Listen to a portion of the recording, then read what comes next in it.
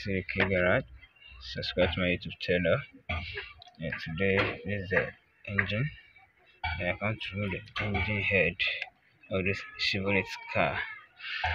This engine, the engine is misfiring, and we change plugs and everything still misfiring. So what you do next is to remove this engine head,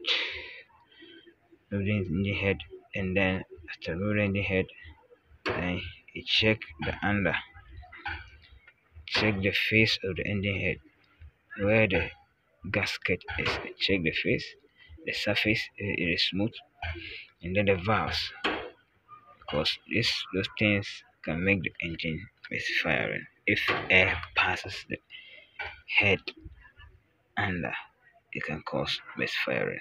So this is what we are going to do. So engine is removing, engine head is about to remove. So we'll take this engine head. Wait for me and see.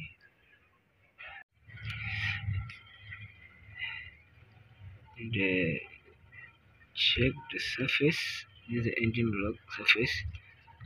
This one I have opened and before, so make investigation of the engine block surface.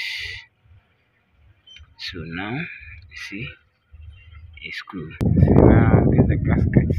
They have opened them before, then they didn't add anything this, and this is the head. So you do the checkup. Let's check the head and see if there is any potholes or not, or bend or not. So a visual inspection, rather, you see. So the visual inspection, we inspect the head, the block face, because according to the driver, it says somebody changed the gasket and it started misfiring. So this is it.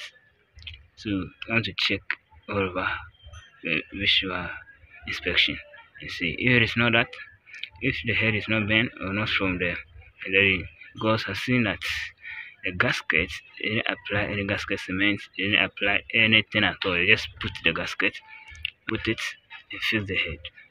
So it's happening like that. It's you that's going to do visual investigation. So now we go to visual investigation. Keep on.